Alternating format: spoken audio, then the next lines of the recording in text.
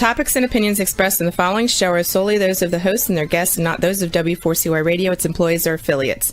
We make no recommendations or endorsements for radio show programs, services, or products mentioned on air or on our web. No liability, explicit or implied, shall be extended to W4CY Radio or its employees or affiliates. Any questions or comments should be directed to those show hosts. Thank you for choosing W4CY Radio.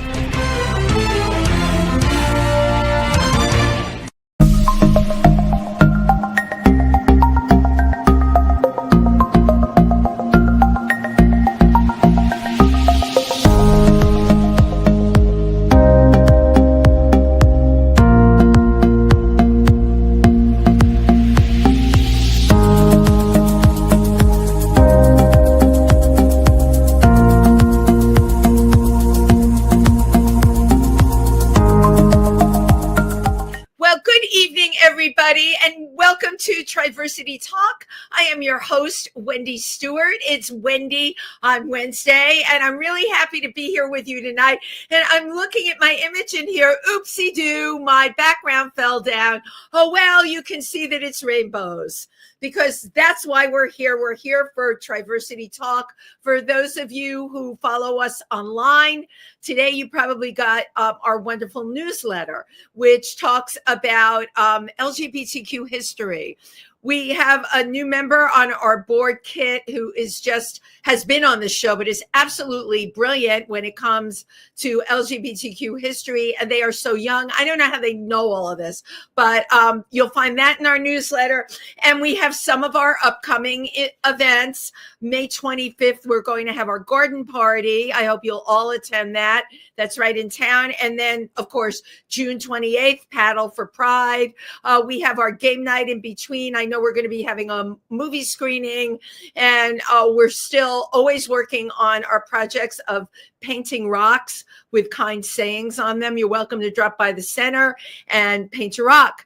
And please go to our page on Facebook or look at the newsletter. It has our open hours. We are there for you, and you are always welcome. This is why we are in Milford, Pennsylvania.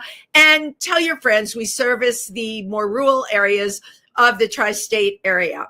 So, okay, my guest tonight is also someone I consider a dear friend. They started their drag career at 55.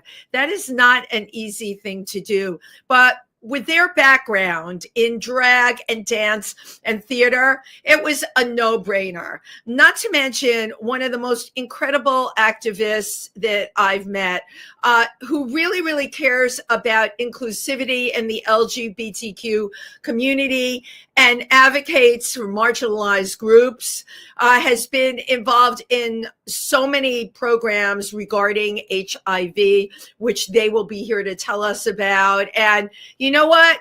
I just want you to give a warm welcome to the one and only Stella Doro. Hi, Wendy. Hi. Thank you for that introduction. Well, you know what? I would be here all night introducing you because you've done so much, and I'm old.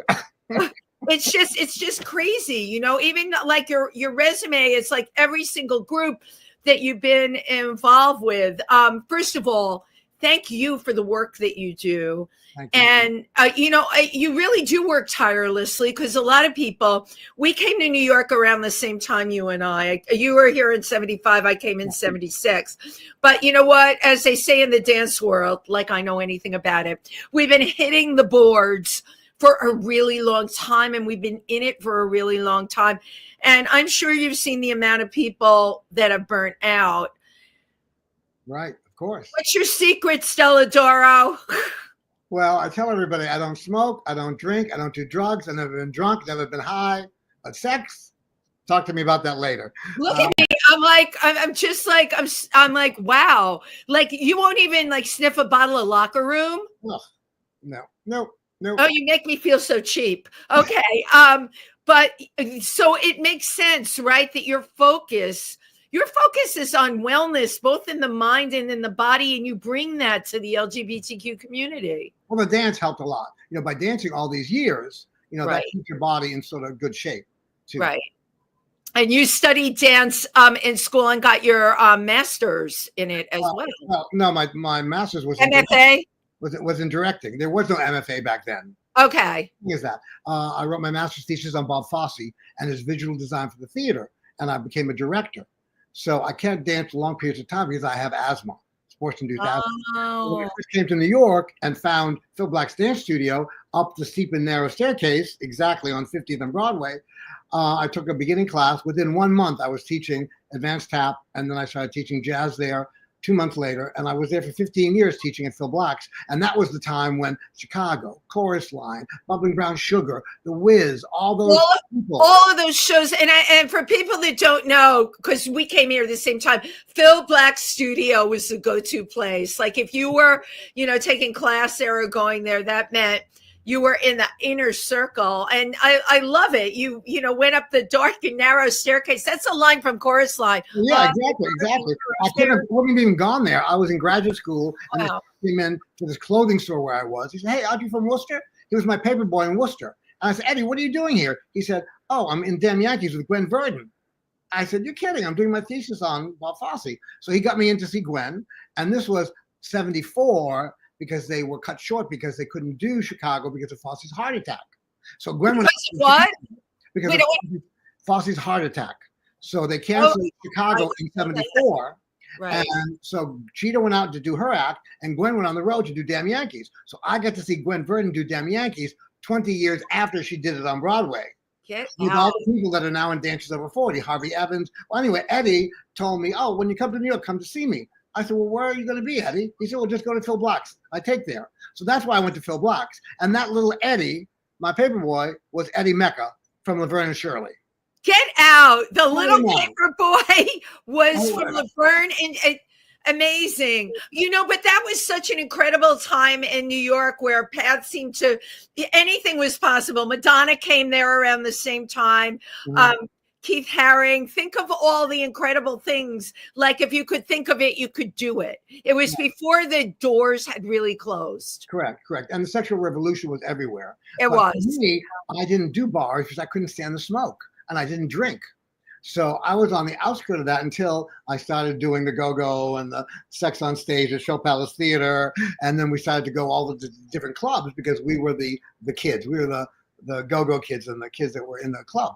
So, so I get to go out and do that with Robin Bird, calling. We saw that. We saw Robin Bird at the event we went to with Michael Musto. Robin Bird was there. Right. And Michael Musto and I are together. We're hosting Vaccinalicious together. And he also hosts our Dances Over 40 Legacy Awards. So he does both for us. It's amazing. And we're all still standing. Isn't that incredible? Right. Isn't that incredible? So, you came to New York. I had forgotten that you worked at Show Palace. Yeah. It's not on your resume, darling. Well, I don't talk about that too much as president of Dances Over 40, but no.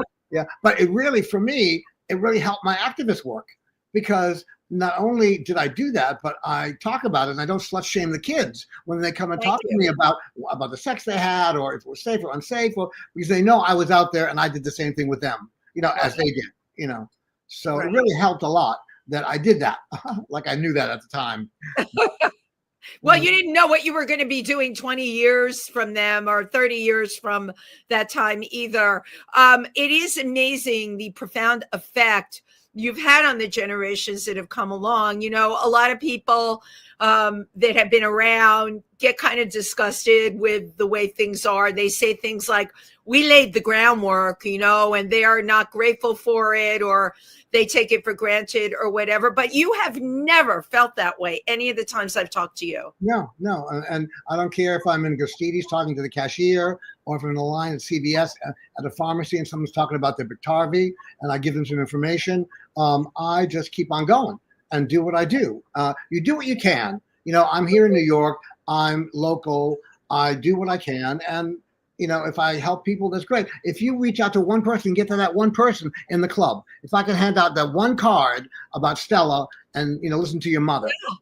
If I can hand out just one card, that's one more person that has information. Oh, absolutely. I think what I'm really impressed with is that you care about reaching one person, that it's not about an audience. If your audience is one and you were able to affect them in some way, then that's worth it to you. Right. That's a very special quality. I mean, a lot of people, especially listen, when we talk about the drag world, you know what it's like, and it can be cutthroat, it can be competitive, it certainly can be superficial, but you've never used your drag that way. No, and I started way before with Act Up, okay? Right. And then what happened was my roommate in 1989, pretty boy, he was positive, and he got into an underground trial, and he asked me to be his person to go with. So I did, and it didn't turn out very well. And what happened was I had to report to Act Up on this stuff. And half of them didn't want me to talk about it to the press, half did. And so I thought it was important that I go to the press and let them know so other people that were positive could make up their own mind if they wanted to be in a trial. And you're absolutely right. And can you talk a little bit about, because I remember those times I was in it knee deep. What was the trial? Can you talk about the drug? It was called Compound Q, the Chinese cucumber. Oh my God, I totally remember Compound Q, right. Yeah. So the point was that they didn't know any of this, of how he signed away his life kind of thing. He knew that chances of there was no cure if we extend his life.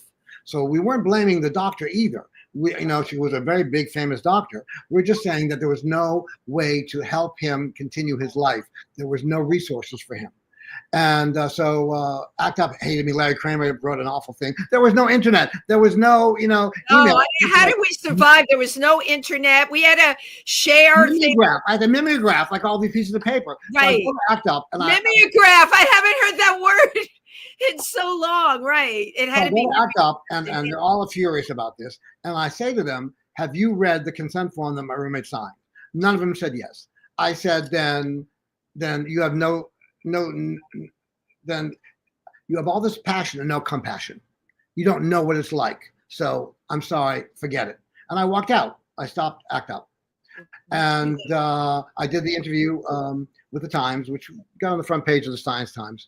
And I hope it helped people to decide on their own later. And little did I know that, 15 years later, I would be on the board of the New York Blood Center looking at consent forms that people were going to sign for new trials. I had no idea that that's where my life would take me. When I left Act Up, I ended up doing Sex Panic, which was part of, the stuff I did at Show Palace. We were talking about sex positive things. So we did that. And then I did this one little thing that said, tell us about the sex you have and you'll get a free HIV test. Early 90s, when you had to pay for HIV tests. Right. I remember you had to pay. Yeah. And told him about the sex I had because I didn't care. I was telling him everything about my life. And that happened to be Project Achieve. And so after 5 years of that, they said, listen, would you like to be in the real HIV vaccine trial, the first one, with VaxGen by Don Francis, who was in And the Band Played On, played by Matthew Modine. Absolutely, yeah. So I said, okay. So I was in a 3-year trial from 98 to 2001, which did not work. If it worked, we would not be here today talking. But it was the first step. And from that, they asked me to be on the Community Advisory Board. And then I did that. And then 2 years later is when I decided to go on vacation with 1,000 naked gay men on the Poconos. And I saw this drag show. And it was awful. It was a bunch of... well, hold on, because I'm going to back you up a little bit. Because, Triversity, we're located in the Poconos. So where was the drag show? Well, it was in those camps that they have for over. Oh, like camp out. There's camp out and there's hillside. It was right. These had cabins. These had real cabins. Rainbow Mountain. Maybe that was yeah. And so I went backstage afterwards. I said, well, I can help you. I'm a director. I can help you next year. No, bitch, you have to be in the show. So I got really pissed about that because here are there naked people. There could be doctors, lawyers, Indian chiefs, and they're talking trash. So I got pissed. I was still teaching dance. So I went back home to here and I devised a number that would be easy for me, just a slip and a kind of thing. And I did Cell Block Tango.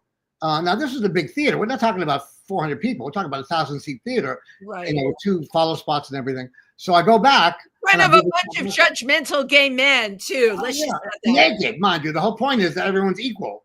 Right. So I get there and they did not expect me to come back, nor did they expect me to win because they already had a pretty boy ready to go. Right. So when I did the Cell Block Tango, I won. And I won the trip to Puerto Vallarta. I was Miss Lace, right? out. How totally cool. So afterwards, there's an after thing where they meet you and greet you. You're the winner. And they also, what are you doing next? Where can I see you? I said, no place. I have nothing. I had one wig. They did my own makeup. I had never name. Your first shot out of the bag doing it. Yeah. And so the reason I kept going is one guy came up to me and said, where are you going and stuff. And I said, I'm done. I'm finished. And he put his hand on my shoulder and said, don't let Stella die. Wow. And it really freaked me out, until I understood I made him happy. And then that old saying about people aren't going to remember what you say, they're not going to remember what you did, but they're going to remember how you made them feel. Absolutely true. So that's why I started up. And my friends were, oh my God, you're already a clothes horse. Now you're going to buy the dresses. Now you need all of the dresses. And that's when therapy opened at the exact same time I started drag right near me, because I'm very nearby therapy, which is on 52nd, which is now. Oh my God, it was meant to be then, right? They opened up a club for you in your neighborhood. The first time, and I go, oh, this is too, they're all young kids. I do my one chair, not 6 chairs. I do South Block Tango, and I win. And the hostess is Allison Tilson, who I love dearly. And Allison would give the mic to you and say, so what are you going to do with your money? You won $100. And I said, I'm on the board of the New York Blood Center for Project Achieve and the vaccine trials. So she said to me with a microphone, so you're the queen of vaccine. That's where you got queen of vaccine. Had she not said that, we would not be talking here again either. I had no idea. I'm glad all these things happened. Otherwise, I wouldn't have had a show tonight. Okay. So then I went back to the board and I said, do you go out at night to talk to the kids? They go, no, they're too drunk. And so then I said, why don't you get a card? Why don't you, use a card to give the kids? They may be drunk that night, but they'll have it the next day. And then we devised the show, Vaccinalicious. So we started that in 2005. And we're now in our 20th anniversary doing the show, which this is the original ad. Unfortunately, Peppermint is there. And unfortunately, over here is a lovely Jiggly Caliente. Wait, hold on. I need to see it. Oh, you're kidding. Jiggly Caliente is on that flyer. Jiggly, oh my God. Was in our first show in 2005. She was always there for us. Every year she could be there. When she was in town, she would do it for us. Right. So, and for people that don't know, a lot of people don't know who Jiggly Caliente is, especially if you're not in New York. Which season on RuPaul's Drag Race? Which 4, one? I believe. Season 4. Right. And All Stars 10. No, not 10. All Stars. I forgot what number All Stars. She was on All Stars. They just passed away. I mean, they got a leg infection and then gone. Yeah. So we were about to do the ad. I mean, we had the ad already, and so now we have to change the ad and put Richard J.M.V. up here. And Tina Burner may show up because she's in the new All Stars. So Tina Burner is great. Yeah. So when Tina can come, she'll come, and some other people will come if they can because they don't want to commit without getting paid. I understand. Well, that getting paid in drag, that's a big thing, right? Oh, absolutely. But volunteering. I had one friend who you probably know. Do you remember Epiphany? Epiphany's full name was Epiphany She Get Paid. I thought that was the funniest drag name I ever heard. Right. Back then, we didn't care about getting paid. And plus, I was an activist. So I was doing it for a cause. Right. For your cause. Yeah, so I'm more from ACT UP to GMHC to Sex Panic to New York Blood Center, and so I took the activism and used it in Stella Doro. Exactly, but you didn't use it for your own ego. You're using your drag. It's a wonderful vehicle to reach people because there could, if you were not in drag and you go into Barracuda or where you're not going there anymore because you're over 50, forget it. Huh? You're over 50, forget it. You walk in there as a man, forget it. And I walk into Stella. Oh my God, Stella. Right. And the whole persona of Stella, I have to tell you, you're one of the nicest people. When I walk into the Glam Awards or any of the events and I see you there, and you and I both know a lot of people, I inevitably end up hanging out near you because you just, and you know what? That's what you bring to the party. Isn't that amazing? Yeah, that's what I try and do. And I network is the point because, I only do, things that I get invited to or in the case of Barracuda and Therapy, they were all contests. I just entered a contest and won all the time. So what happened was I got to meet all the girls from 2005 till now. Of course, they've changed every week, every month. New Well- people come, so they get my information. So, Right. and I get them to be in Vaccinalicious because it is a contest this year. All stars. We have 6 contestants vying for Miss Vaccinalicious 20. Okay, so can you fill us in? Where can people see Vaccinalicious and what's the date and all of that? Okay. First of all, it's all free because Columbia University and Project Achieve are nonprofits, so it doesn't cost anything. It is on Eventbrite. If you want to put in eventbrite.com, Vaccinalicious, you can get a free ticket there, but you can walk in. Okay. It's at Red Eye on May 21st, Wednesday, May 21st, 6 p.m. to 9 p.m. Oh, and I have it. And Michael Musso and I are going to be hosting. Peppermint is going to be there and speaking. And we're going to show video of Peppermint and I dancing together 18 years ago doing Sisters. It's on YouTube. It's hysterical. Wow. And then we'll have the competition, and we're going to crown the new queen of vaccine, Sable Cities, and the new queen of U equals U, Jalov Serrano. So there's a lot of stuff to do in one night, but there's a lot of entertainment. And Daniel Nadico is going to be a judge, and Peppermint will be a judge as well. And we have Shanita Dixon and R.J. Robbins, Aria J, and I can't remember all the girls that are going to be in I'm it. sure, yeah, without a flyer in front of you, I'm really impressed at how much you remember considering you're all over. That's really amazing. Do you find, like, with the generation that's come up, like you went through AIDS, we lost everybody. Do you find with the generation that has come along since then that they hear you? I find something different. I found something different just recently. You know how things change and people come out as HIV positive, or they come out as being gay, or on trans things have been happening. Well, lately, I've found that the young kids are afraid to disclose their status. And they've come to me to tell me because they want the information. So I give them the information and they say, don't tell such and such. Don't tell them. So they're more closeted about their status than they are about being trans or binary or whatever they are. Not like in New York, but being positive is still, JMB can talk about this. He's going to talk about it at our show because he's going to be speaking for Broadway Cares for us at our show, that there still is a stigma about HIV only because these kids don't have the information to understand what's happening and how to learn about this stuff because they're 21 years old. Right, but you would think at this point, like there'd be a large amount of information out there. What you're telling me is they don't know how to get it. They don't know how to navigate. Access with the internet, and they can't access the information that they need. How did that happen? Well, how did that happen? Nowadays, you know how it's happening now, and we're directly addressing that situation.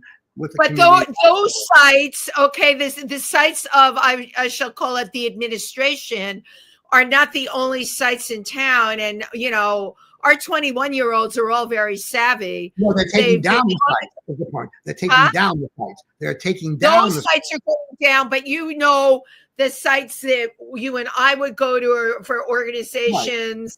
Right. They would know those sites too. These kids are savvy, or you're saying they're not aware of the sites they can go to. AIDS Healthcare Foundation, AHF, has just opened a walk-in clinic at 315 West 51st. Okay. Wow. And no one knows about it.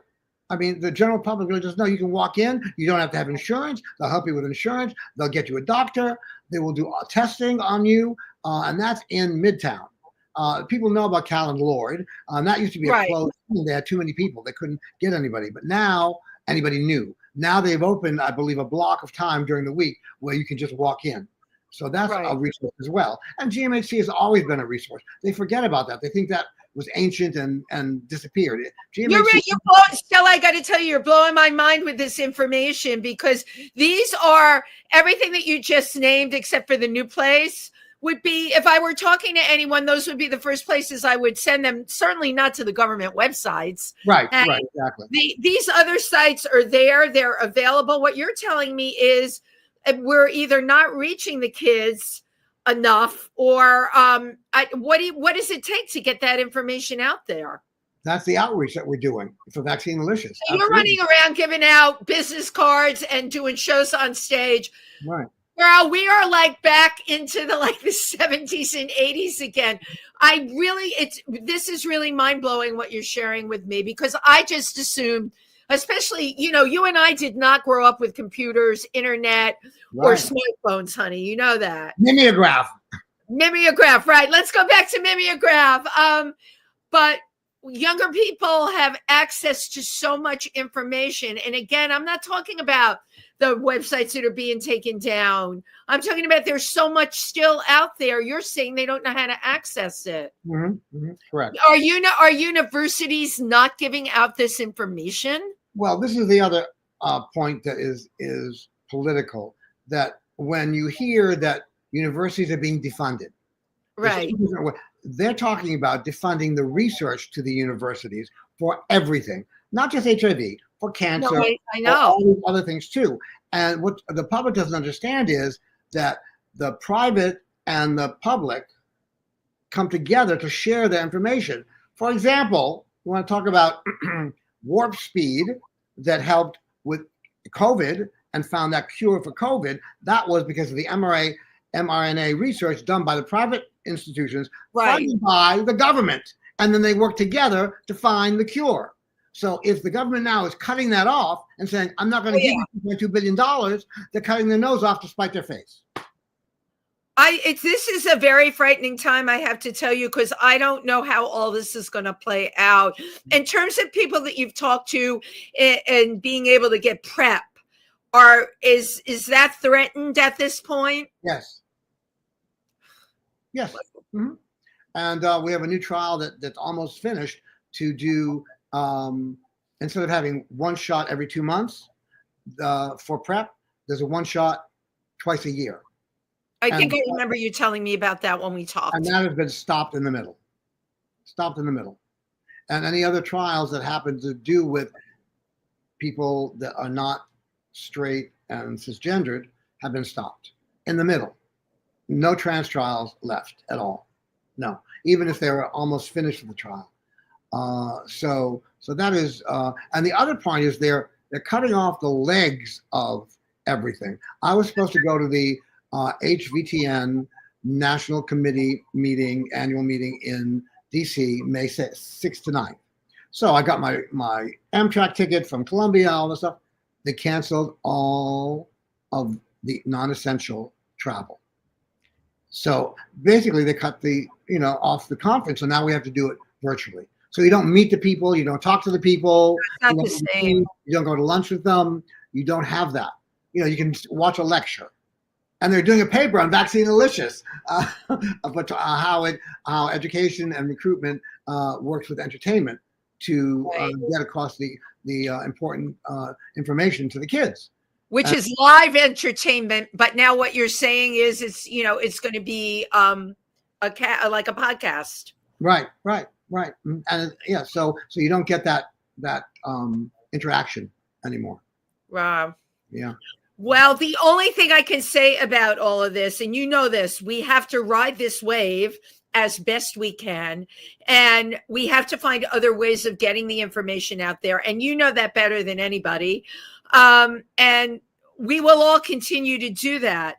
I don't feel, I had a number of friends that have moved out of the country now, as I'm sure you have. We all know people that have over this, but I still think it's up to those of us who are here to get this information out there. And you know what? I know what happened with the government websites and all of that.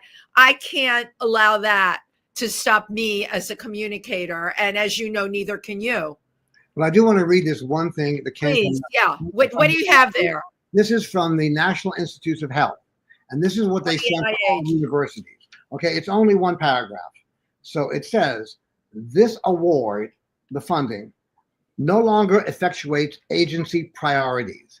It is the policy of NIH not to prioritize research activities that focuses gaining scientific knowledge on why individuals are hesitant to be vaccinated and or explore ways to improve vaccine interest or commitment. NIH is obligated to carefully steward grant awards to ensure taxpayer dollars are used in ways that benefit the American people and improve their quality of life. Your project does not satisfy these criteria. So in other words, Wendy, we are not American people. Right. That's what I'm saying. Right. And they just took and devalued your project too. It's not worth it. And everybody that is different. Everybody is, and people of color and everybody, because we're not part of the American people.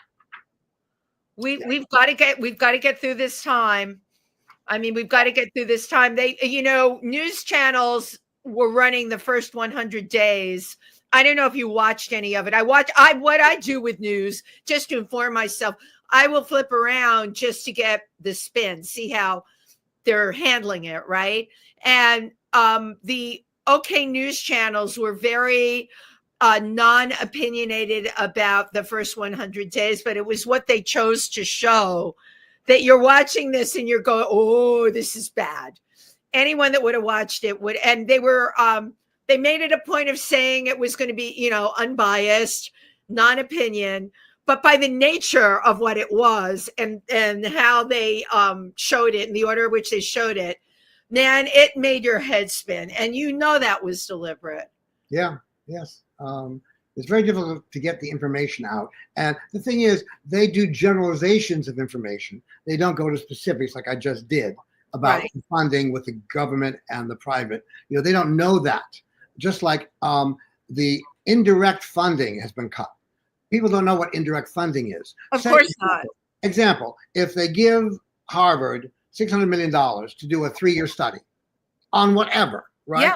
Of that $600 million, $190 million is for indirect costs, for rental, for the salaries, for the building, for this stuff's got to be paid for. It's what we call the nuts and bolts of a trial. They call it indirect costs. Yeah. Right? Well, they cut that from $190 million to $60 million. So how can you do the study if you don't have the ability to do it because your indirect costs have been cut by $130 million? So you're saying, oh, the study's still there, but yeah. Well, this is what I say to a lot of people. You're one person, I'm one person. We can touch the people we can touch, and that's what we're going to do. And there's a lot of us out there. And we have people like I know. But a lot of people have hung up their toe shoes over this. It. You're on social media as much as I am, or they took their picture and they put, a black square because they are devastated, and I get that. But like I can't just say, I'm just going to get through the next couple of years. I'm going to get through the next couple of years doing what it is that I do and getting the information out there and working with LGBTQ organizations. And I'm never going to stop doing that. Right. I've been to 2 protests already, and you've got to get yourself out there. You must. Right. And there is, a matter of fact, the first protest I went to at Bryant Park, that was the big 1 million people that went down Fifth Avenue. Yeah. Right. Well, when I got there was a big tent and a banner by the Quakers. And it threw me because I just started reading Bob the Drag Queen's book on Harriet Tubman Live. And he talked about how the Quakers were instrumental in the Underground Railroad and getting the slaves out of the South. And yet here are the Quakers now advocating for this, for us, for change. And I just thought it was very moving to see the Quakers. Very, very moving. And if you weren't here talking about it, nobody would know about it. I can tell you. Right. Nobody would link that together. Stella, I can talk to you forever. I want to show you your 2 short video clips. Okay, well, before you do, let me mention Dancers Over 40. Okay. What is it? Dancers Over 40. Oh, we're going to go back to Dancers Over 40. Okay, you're the boss. Open up with the clips. You're such a director, Stella Toro. I got my degree. I love telling people what to do. Okay, Juan, take it away. 1,000 naked gay men in the Poconos. Tell me how you got started. Well, it was a dare. A lot of us, it happens with a dare. Of course, but you're much younger when this happens, usually. For me, I didn't start drag until I was 54. And I went to a vacation, 1,000 naked gay men in the Poconos. And my first time, and I loved it. I mean, I loved the cabins and all that stuff. And there was a gay disco. There was Mr. Leather and Miss Lace and all these things happening. I loved it. So I went to the drag contest, and it was pretty bad. Now, this trial that you're promoting, is that for just New York people, or can anybody participate? Oh, this is national. So there's Fenway in Boston. And now you see this is joinusnyc.org for studies for people without HIV. And the flip side is for people with HIV, which is ColumbiaHIVstudies.org. And just click on the QR code and it'll take you there. We also have COVID studies and monkeypox studies. Yeah, Mpox. By the way, as a marketing tool, I was perusing YouTube, and of course I love videos, even if they were 18 years ago. But for now, and you reaching the kids and TikTok, these are great. These are wham bam, thank you, ma'am, and you get your point out there, and they're entertaining. Mm-hmm. How did you come up with this? It just happened. Well, what also happened was the New York State Department of Health contacted me and wanted me to be the Mpox spokesperson. So I had to put that on the Instagram and the TikTok, and I didn't know how to do it. So I had to go and do all this stuff, and I got paid to do this. This was not Columbia. This is the New York State Department of Health. So I did these little Instagram things, and then I decided that maybe TikTok would be a good place to also share and connect everything together. So right before I did this talk right now, I went on TikTok and said, "Hey kids, look up Wendy Triversity Talk, watch it, and then watch it on YouTube if you can't watch it live." So I try and get them the information when I can. But however, I don't have a base anymore since Barracuda is gone. Since the last week of Barracuda, I have no base yet to go to meet the kids. Eventually there will be at industry, but that's right. My wheels, hold on. My wheels are turning. We're talking about trying to get the information out there. You're on TikTok. Why not focus on building? These little snippets are great. You and I were talking about a new center that opened up that people don't know about. What about making these little short blips and putting it on TikTok? Well, then I have to be in drag to do this, and to be in drag just to do a video instead of going out and performing and coming back and doing videos. I've always done the TikTok and stuff. Hey kids, I'm going out to Barracuda. I'm going to the Glam Awards. So now I have to get dressed, and like they say in Dreamgirls, all dressed up and no place to go, and I'm sitting here for hours. Stella, I'm going to tell you, I want you to get a different mindset. It totally works. Okay, you can pare it down where nobody can see below, right? You can be in whatever you want to be in. Your thongs, but up above, you have the face, you have the look, and you get the information out there. I'm telling you, this is a great market for you. Mm-hmm. Great. And I know my stuff. Great market for you. I'm going to tell you that. Dancers over 40. Go. So in the midst of all this stuff back in the 90s, gay men had, again, the internet wasn't very big, so there was a date bait where you go to the center and you sit down, you talk, my name is such and such, and this is what I do, I'm number 72. And then you'd have a IBM thing, and you put the number of the guy that you liked, and maybe you would hook up. So I never worked for me. It didn't. But this one older guy got up and said, I'm president of Dancers Over 40. And I had got promoted at Channel 13 to be associate producer on their arts channel. So I went over to him with my card and said, hi, listen, maybe I can help you guys get on TV. So eventually we hooked up, and he left and another president came in, and I got Dancers Over 40 on Channel 13's art channel, Metro Arts 13. And we did all this programming around them, and we put on Dick Cavett shows with Brent Verdon and Bob Fosse because I knew all those people. And that's how I got back into the dance world and got to see all those people again that I had taught and danced with in the 70s. How amazing. Is that money? No, it's here. It's we have it too. We have it here too. Yeah, anyway, so that's how it started. And then then I became a member of Dancers Over 40. And then when the next president was deposed or whatever, they asked me to be on their board. And I said, well, I'm not one of you guys. I taught and did everything and directed, but I was not on Broadway like you guys. And they said, but you know how to do the administrative stuff. We don't know how. All we are is dancers. So I came on the board and I revised their newsletter and their mailings. And again, there was no website yet. And so finally that president didn't last very long. And so I became president in 2006. So it's almost 20 years. You're still president. Still president. And so I started, the internet, the website, which we're redoing now and putting onto a new platform to make it, more visible. And right now we have an archival one, which has everything we've done for the last 20 years.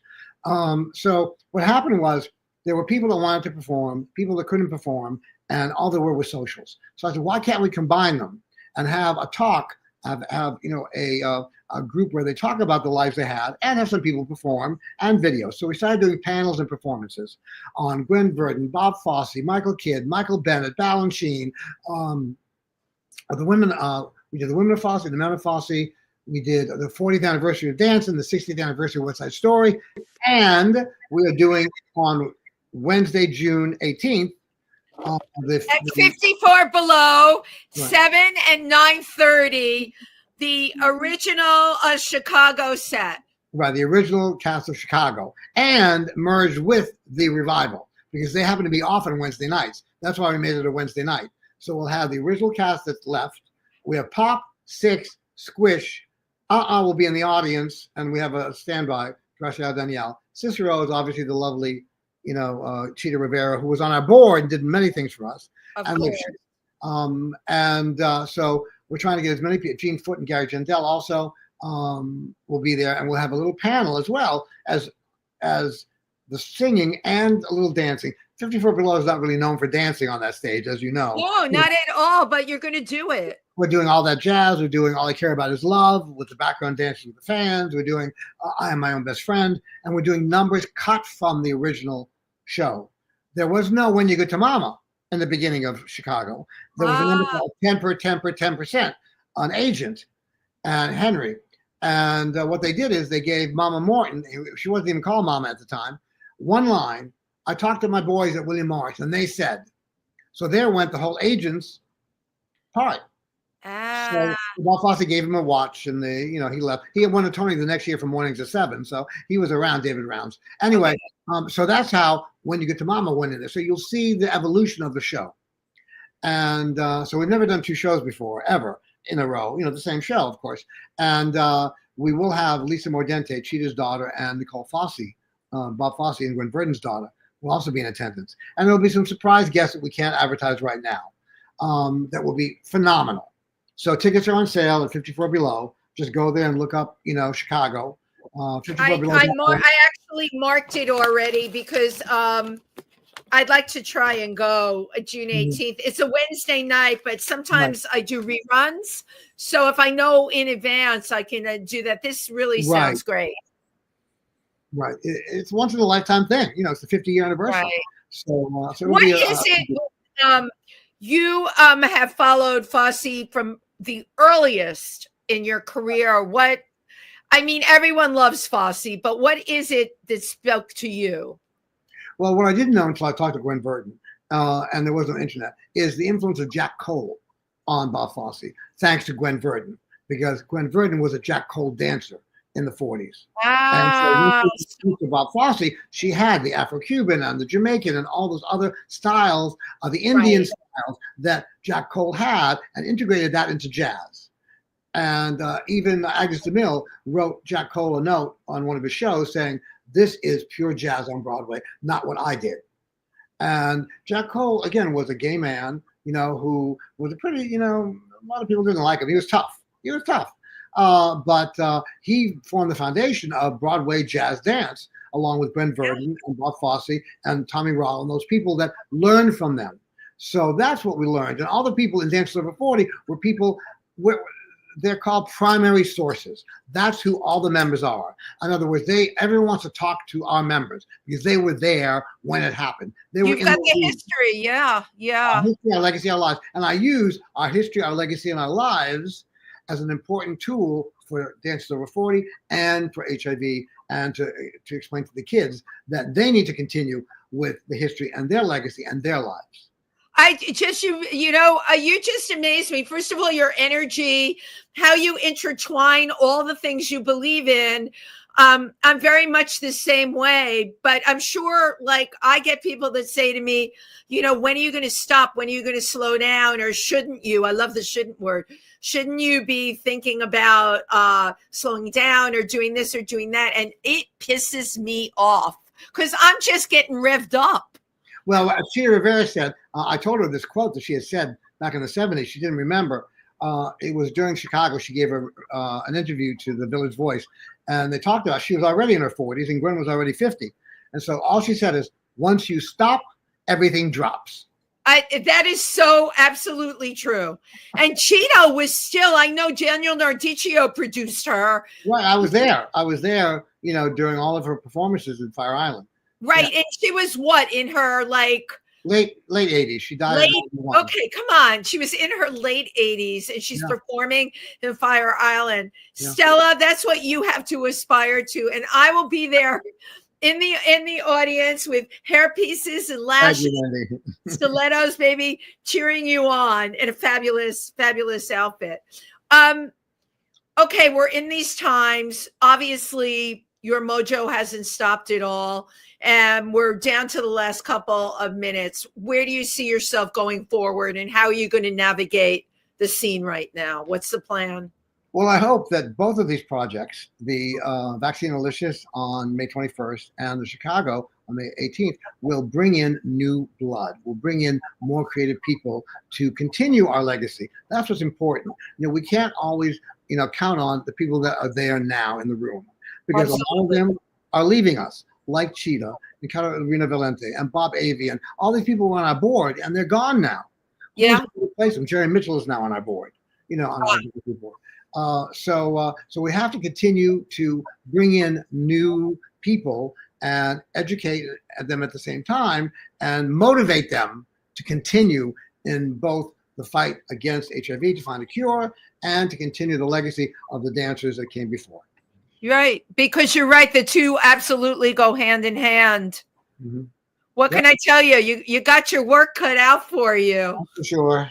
Well, thank you for this, Wendy. It's great. I always love seeing you. I always love seeing you at these events and everything, and we pick up exactly where we left off. Oh yeah, no, exactly like that. And Tim Moss, who I did my afternoon show with, if these walls could talk, Tim's another one that's like that's our third anniversary. But we did it exactly 3 years ago. It came up on my feed.